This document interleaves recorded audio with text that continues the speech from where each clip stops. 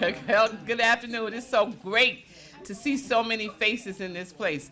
Our regulars, newcomers out of the community, and the Mount Zion MTZ group.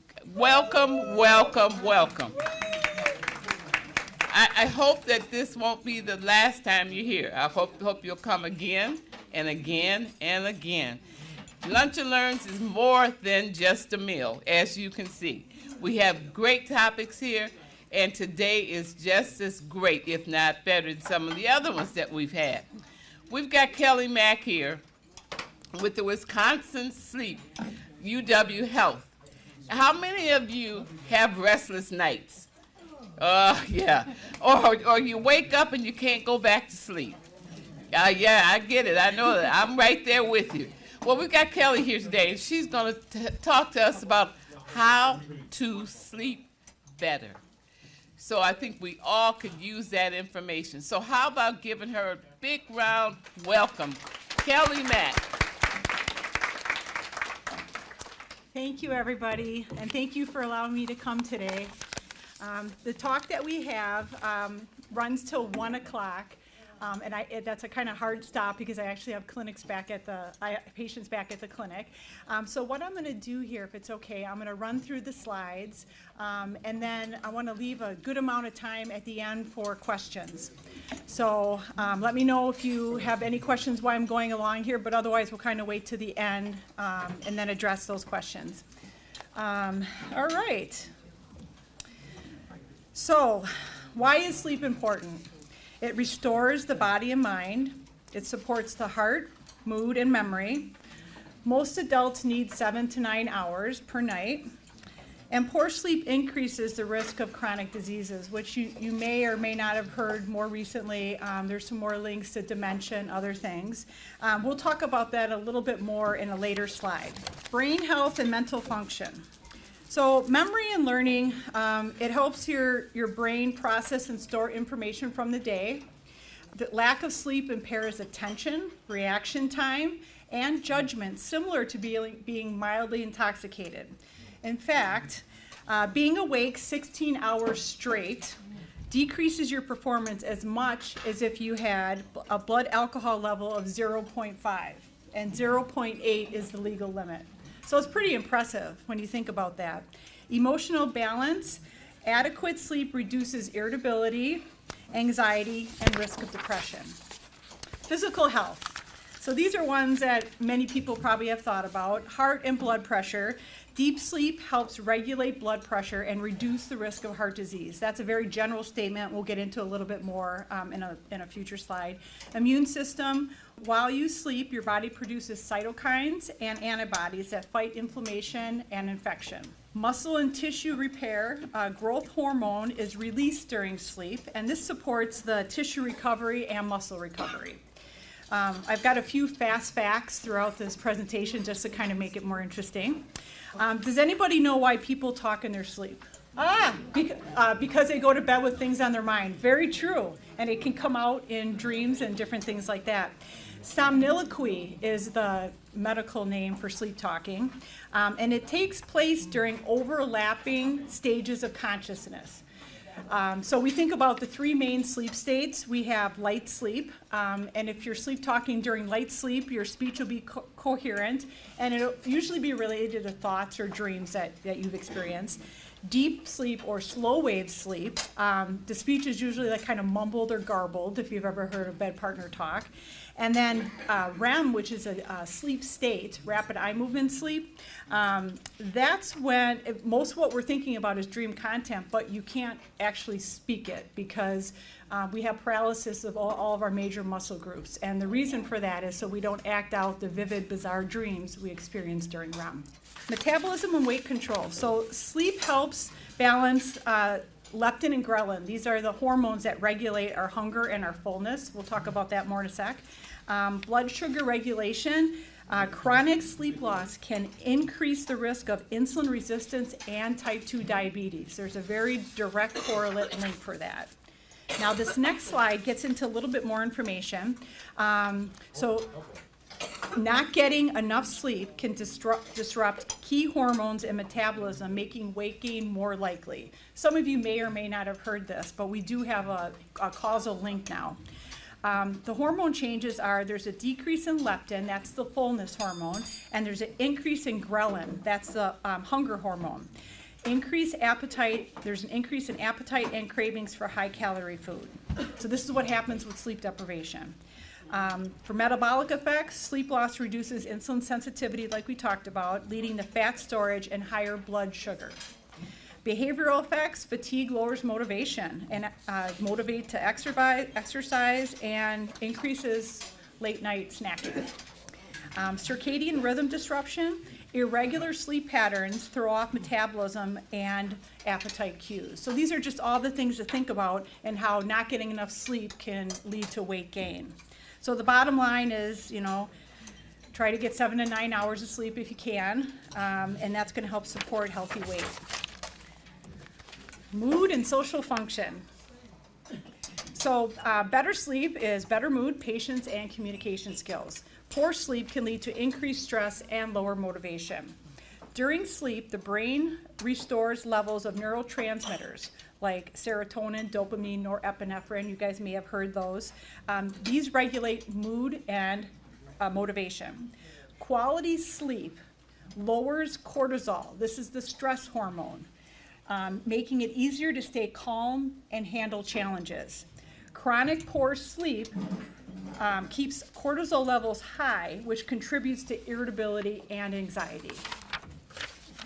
Longevity and quality of life. Consistent good sleep is linked to longer life expectancy. Poor sleep over time will increase your risk for a variety of different diseases. Here's the next slide where we kind of get into all of that. There's a lot on here. So poor sleep and chronic illness, this can increase your risk for things like heart disease and blood pressure. You guys may have heard of this. Poor sleep will cause an increase in blood pressure and heart rate during sleep, increase inflammation and stress hormones, and this will put you more at risk for high blood pressure, heart attack, or stroke. Diabetes and obesity. Poor sleep, as we've talked about already in a few slides, will increase the insulin resistance and lead to type 2 diabetes, excuse me, alters appetite hormones. Depression and anxiety. Poor sleep impairs mood regulation. It increases your risk of depression and anxiety. It decreases focus, memory, and decision making. Now here's memory problems and dementia. Sleep clears brain toxins.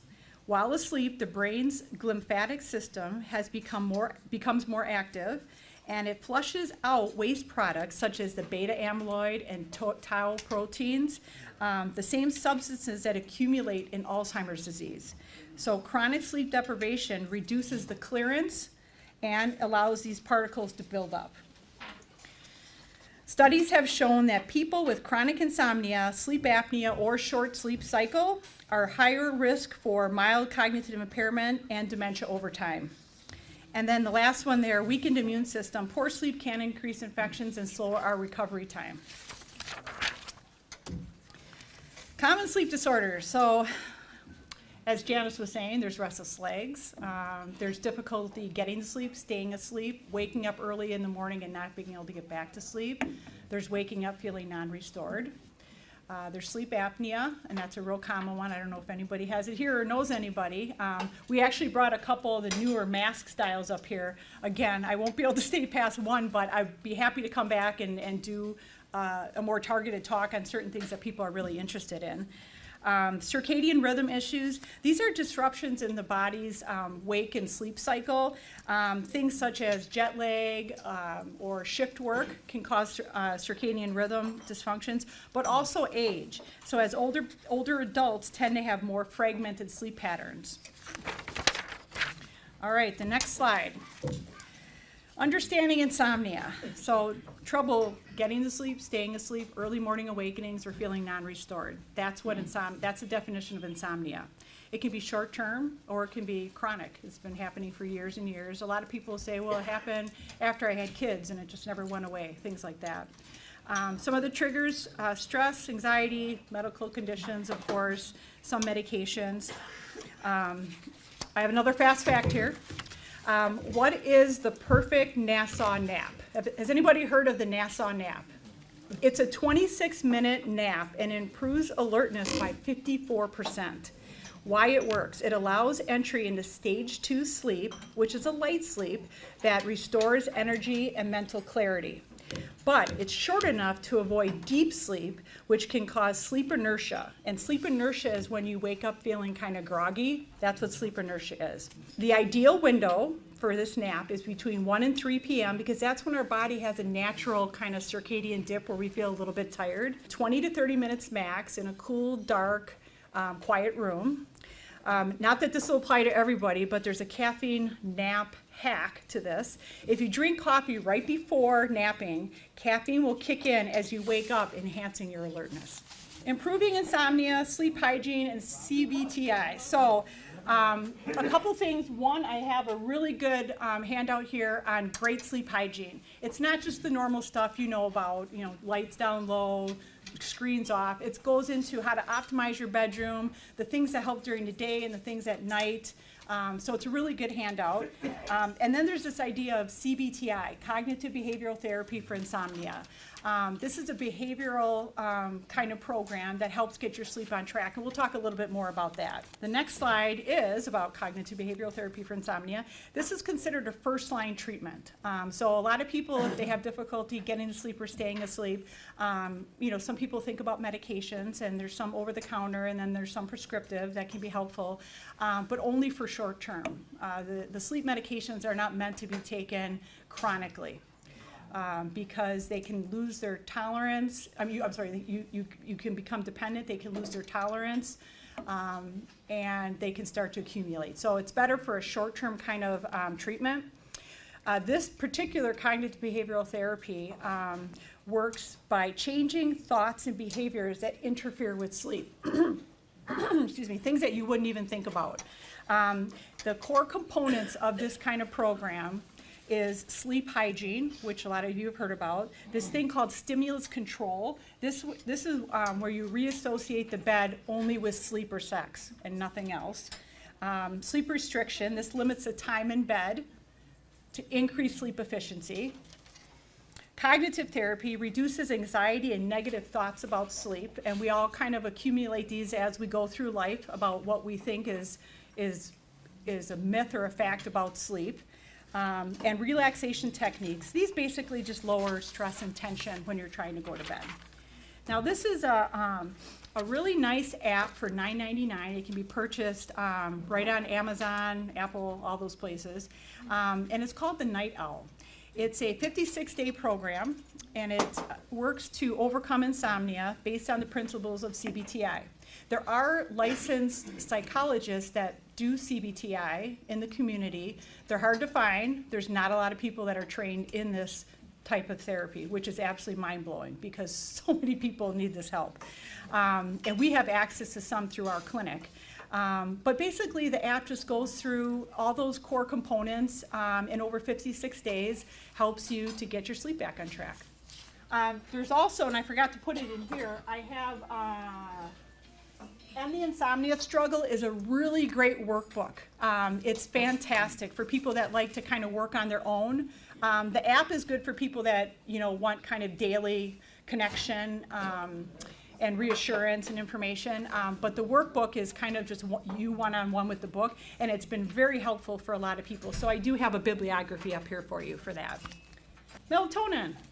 So melatonin is a natural hormone that's produced in your brain, and it kind of gets released as we, a couple hours before sleep.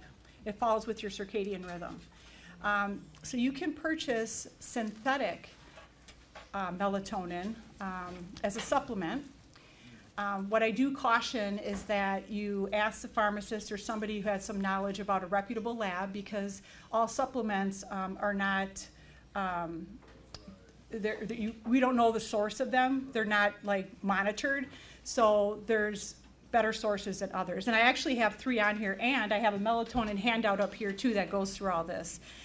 But interestingly, a lot of people take too much melatonin, and it doesn't work any better. So usually between 1 and 3, maybe 5 milligrams, taken 1 to 2 hours before bed, it augments the natural release of melatonin from your brain, from the pineal gland, and that augmentation can help some people with sleep. It's not for everyone though, and let's see, I have it here.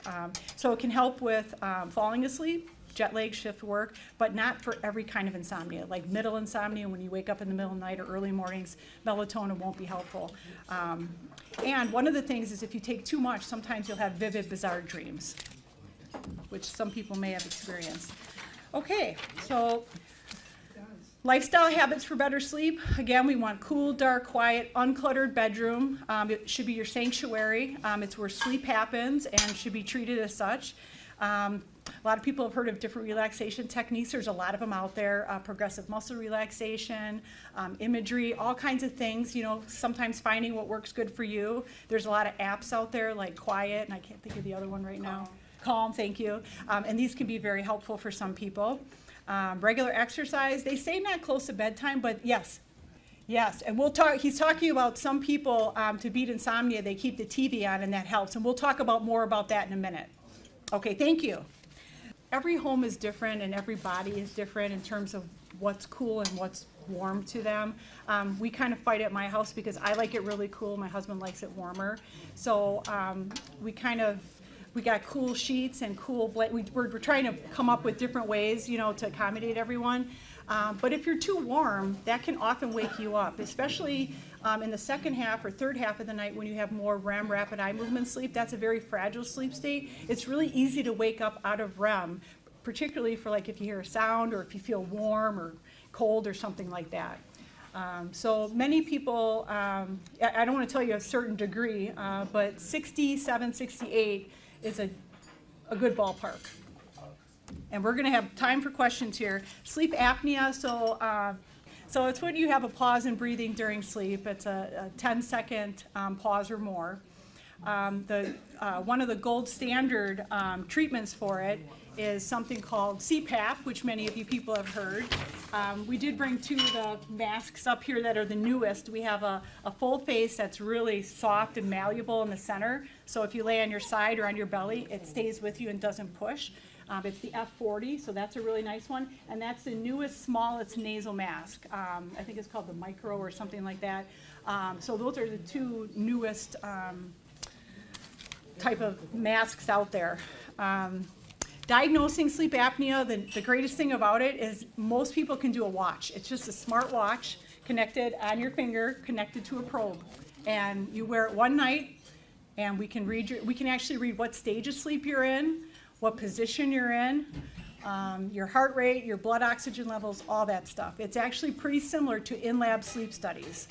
Although there's a bit more we do in in-lab sleep studies. But almost, I would say 80% of the population does these home sleep studies now. So we went through CPAP being the gold standard. That probably will change in the future. I don't know if any of you guys have heard about the Inspire. It's a neuromuscular stimulator. This is a procedure that is done for moderate to severe sleep apnea, and it's for people who have tried CPAP and have not been successful. There's in the market, coming down the line here, there's going to be an external stimulator. So the Inspire is an internal pacemaker that's kind of not a pacemaker, but like similar to it, that's actually implanted in your body. The external ones that they're working on right now are going to be really interesting because it's not a surgery and you can apply it every night. The idea is that it stimulates the hypoglossal nerve that innervates the tongue and causes your tongue to protract. So your tongue goes up, and as your tongue goes up, it also opens up the airway because the tongue is going up and it's making it bigger in there, so it's not as likely for your airway to collapse like sleep apnea is. So look for that to come down the line. Some people, we find out on their sleep studies that their apnea is much worse on their back than on their side. So staying off your back can be a treatment option, although it's not optimal, yes. You have a remote control at your bedside, yep, that you turn on, yeah. It's invasive. And again, it's kind of a rescue therapy for people who have pretty significant apnea and cannot tolerate CPAP and have other risk factors like maybe heart disease and other things that we really want to treat this sleep apnea. So yeah, there's different ways to stay off your side and all kinds of other treatment options, but CPAP right now is still the gold standard first-line treatment. Things to help you get more comfortable, it's all in the mask. If you find the right mask for you, everything just starts to gel. And for some people, it means trying a variety of different masks, and there are all kinds of mask styles. I thought by now, I've been doing this for almost 20 years, I thought by now we would have 3D printed masks. Like, it seems like the logical thing for a CPAP mask, but we still don't have them, but we do have a variety of different masks that we can usually hone into your anatomy and find a good fit for the way you like to sleep. Building tolerance, so when you first start CPAP, acclimating is key. Just kind of wearing it while you're awake, building time every day until you get more and more used to it is very helpful. Restless leg syndrome. Restless leg is a strange or uncomfortable sensation, usually in the lower extremities, typically at rest in the evening, and it gives you a very strong urge to move. It's not where some people just have like this restless leg. It's not that. That's not restless leg. That's more of like a nervous or hyperness or whatever. Restless leg is where you get a very uncomfortable sensation and you've got to move it. And one of the things, the first thing is to check for restless legs is what your iron and ferritin levels are. So iron circulates in our body, and ferritin is stored in our brain. So when we start to have a decrease in iron, it actually goes for the stores in our brain first. So we always check ferritin. If we were going to check any lab level, it would be ferritin first, but we do ferritin, iron, and other ones too, because ferritin is going to give us the first signal that something's going on. We're not sure why low iron and ferritin is associated with restless legs. We think it has something to do with the dopamine system in our body, but we know that if you do have low iron or ferritin and we replete it with over-the-counter supplementation, people tend to fare better with their restless legs. Yes, ma'am? Is that like... So it's kind of like, in a way, but it's kind of like you get this strong urge to, that sensation is so uncomfortable, you got to get it out. You got to get it out. So you're doing different things to try to make yourself more comfortable. Some people will get up and stretch. Some people take a hot shower. Some people put a bar of ivory soap at the end of their bed and swear that it works. There's all kinds of things. Taking magnesium can help a lot of people. Just make sure that your provider knows what you're taking so that it's not too much. And some people, they'll try to take iron over the counter, but even if they're able to take it and they don't have GI problems, their levels won't come up. So there's this thing called iron infusion, which works very well for a handful of people where we can't get their iron levels up enough to make a difference. And they might get that once or twice a year, and it's like a lifesaver to them.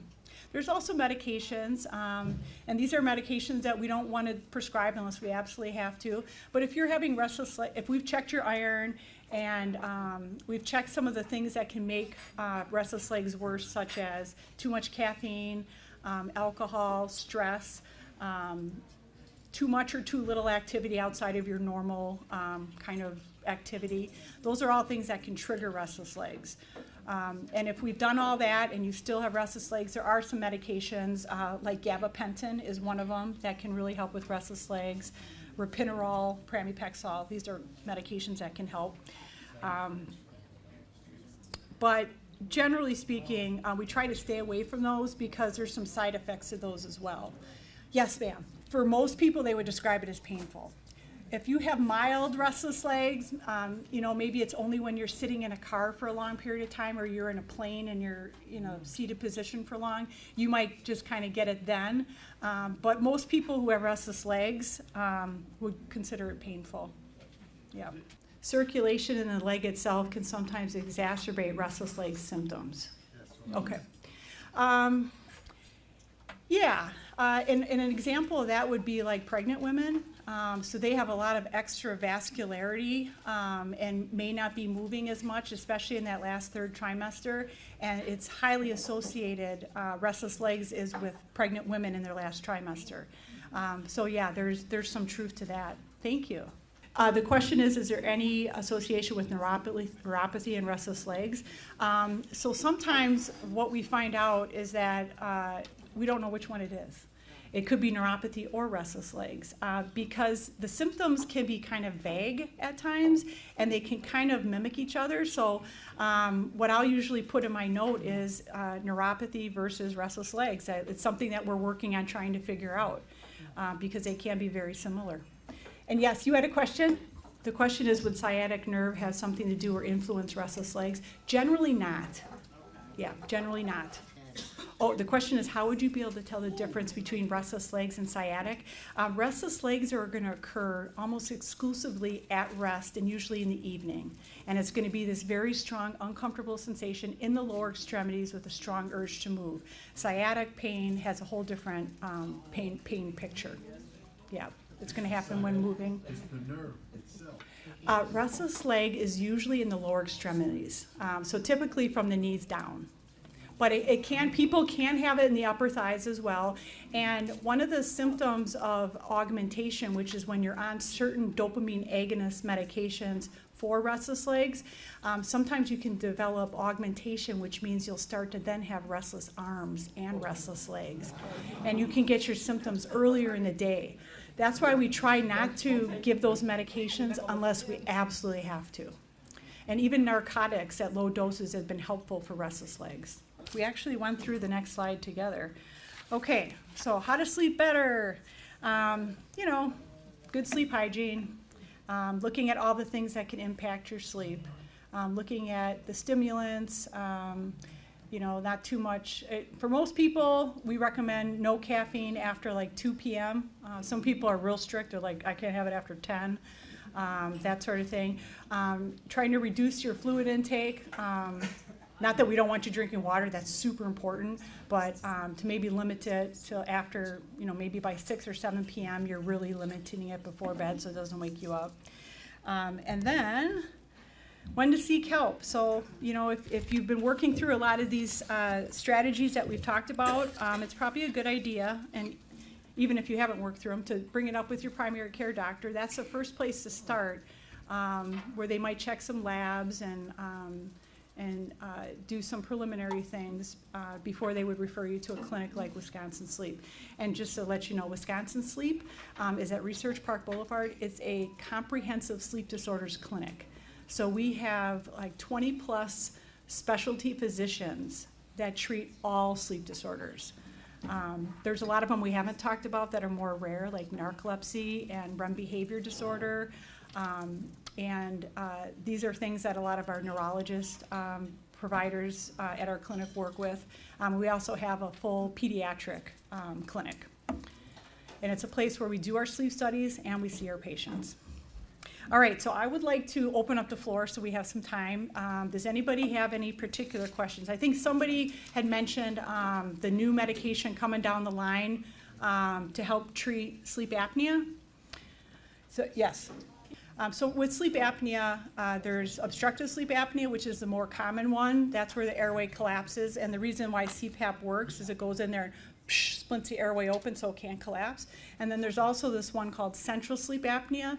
That's rarer, not as common. We typically see it with people who have heart disease or on medications like narcotics.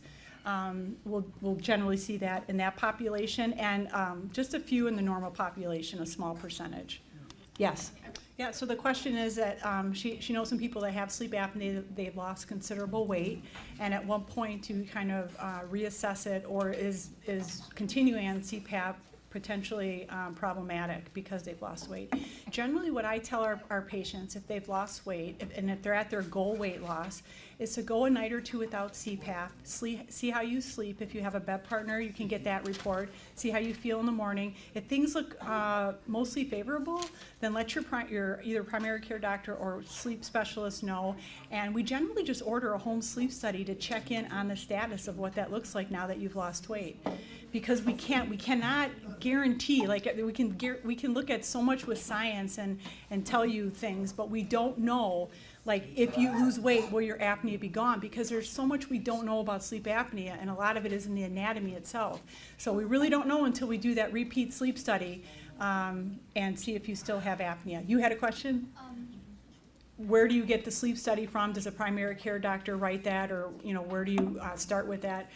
Generally, primary care doctors refer you to Wisconsin Sleep, okay? And say that you're snoring, you're tired, you have high blood pressure. We want to see if you have sleep apnea. We have an internal triage system that actually will triage that either right to a sleep study, or we'll try to see you in clinic first. And most of the time, we're triaging you right to that watch sleep study. So then you pick that up at Wisconsin Sleep, and then usually we follow back up with you in our clinic. We're located Research Park Boulevard, so like Odana and Whitney Way. Yes, you had a question. The question was, she's in her second year of retirement, and she was working first shift and now wants to sleep longer. Is that it? Yeah. I want to Okay. sleep real long. Yeah. And I'm not sure that. so a couple things to think about, and this is a lot of this is going to be in that and the Insomnia Struggle book. It's a great workbook. But so in the hour or two before bed, you want to have dim lights, preferably amber or red. I know it sounds really weird, but that helps your body, your circadian rhythm, So I have sink a in. salt light that shows orange and red. Yeah, that's actually the Himalayan salt And lamps. it's right on my- Yeah, that's a good option. So I should turn it on. I only Yeah. turn it on when I wake up. Yeah, yeah, because you want to kind of, so that's one of the things that can kind of help you get into that. For people who, so it's not that you're going to bed too early. Okay, so she's saying she was getting about 5 hours, now she's closer to 6 to 7, wants to get as much as you can. I would recommend the End the Insomnia Struggle because, and for sure the pamphlet I have here about good sleep hygiene, because you want to make sure everything is set up. You want to make sure everything is set up so that you have the most success. And that will go through all the things to consider, and there's a lot of things to consider. So when you go to bed, bed's only for sleep, Yeah.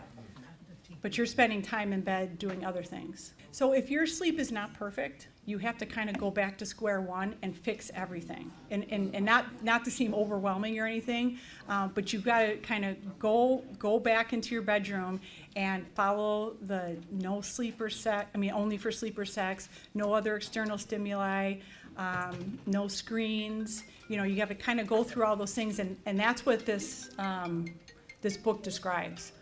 Okay, and are you going to sleep right away? So you wanna But I kinda still have a- wake up too early. You want to have a controlled kind of sleep environment, and if you wake up too early, you want to consider that still your bedtime. So what we usually recommend, and this sounds crazy, I know, but if you're not sleeping and sleep is not going to come within the next 5 minutes or so, we recommend getting up out of bed, going into the living room or family room, trying to read some boring nonfiction by a dim light until you get sleepy. And then, I read that before. I haven't tried it. Doesn't seem like it. well, the power in this strategy is to use it every single time, because you've got a lot of people will have what they call a conditioned awakening. It's they wake up, I'm up, I don't want to be up. So you have to break that condition. You have to, tell your body that no, this is not the time to get up. So you go into the living room, try to read some boring nonfiction, get tired again, go back to bed. If the act of going back to bed re-energizes you, then you have to go back to what you're doing. You have to break that condition. So she's saying when she eats sweets, she falls asleep very quickly. And then, so that might, but then you're probably waking up, I'm guessing? No? Maybe a half hour later. Yeah. Yeah, so it's kind of like a crash. Yeah. So so what we recommend is light snacks before bed, like a glass of milk, a hunk of cheese, a piece of bread with peanut butter on it, something like that. Yeah. Okay, so a question about older adults who might have incontinence or menopausal symptoms that fragment their sleep. I would definitely discuss it with your primary care doctor, because there are medications that can help with that. I know a lot of patients are on them, and it helps them have a more consolidated sleep. But basically, if you have to get up, just make it as brief as you can and get back to sleep. Well, I wasn't asking. Some nights, one night. The question is, can you catch up on sleep? So can you get more sleep later on to fill that previous void? Generally speaking, not really, because you need constant sleep for the brain to do all the work. to clear everything, to, for the cytokines and everything for immunity, all the stuff to work. So it's like, it's more of a daily kind of sleep. Yes, did you have a question? It's a good question, very good question. And so briefly, I'll just tell you, so you want to keep the same bed and wake time. So you want to go to bed not between like 2 and 4. You want to go to bed at a specific time and try to stick to that every single night. Because so your circadian rhythm, it's like our internal clock. It really likes rhythmicity, and it likes to know when you should be awake and when you should be sleeping. But if you're doing it at different times, it can't really work with you. So sticking to a standard bed and wake time is really essential. And that is in the handout on the good sleep hygiene, but also is one of the core components of cognitive behavioral therapy for insomnia. And you're saying to only... So the question was, just use the bed only for sleep. And yeah, that is the idea. Sleep and sex. Those are the only things that should be happening here. I'll tell you though that so here's the thing though, I'm just gonna finish. Here's the thing though, if you are falling, like if you are someone that reads in bed for a little bit and you fall, if you have good sleep and good sleep hygiene and you're not worried about anything, reading in bed might be fine. Having a different light, you can different things might be fine for you. But when you're having trouble, you want to just clear the slate and really control the environment. Okay, and then you had a question. The question was about waking up frequently to use the restroom. So you want to probably start with your primary care doctor, because there's different things that can be impacting it. Medications can impact it. If you're snoring and potential apnea, that's something that can wake you up like that. I don't know if you snore, but you want to kind of do like a really good history to find out what could be. You might want to limit your fluid intake, like nothing after like 7 p.m. or very little, just enough to take pills. Try to think of different reasons why. Medication definitely could. That's why I say talk to your primary care doctor. That's the first thing they'll look at. They'll get a history. And was there a question back there that I missed? Yes. Yeah, so circadian rhythm disturbance is going to be anything that kind of disturbs the sleep-wake cycle. So people that are on shift work, if you're working second or third shift, that's a circadian rhythm disorder. Yeah, to keep a standard bed and wake time. So it can be really challenging for people that work second and third shift and want to have a social life or a family life. So do you want me to go through the sleep stages? No. Okay. So there's essentially 3 sleep stages. So there's stage 1, which is the light kind of transitional sleep. There's stage 2, which is considered slow wave sleep or deep sleep. And then there's REM, rapid eye movement sleep. When you dream. So the deep sleep is actually stage 2 slow wave. Actually, it's stage 2, 3 now. So stage 1 is the one where sometimes you don't know if you're awake or asleep. It's like that transitioning thing. And stage 2, the deep sleep, it's really hard to wake someone up out of that. So it usually occurs in the first third of the night, and if you try to wake someone up, it's like really hard.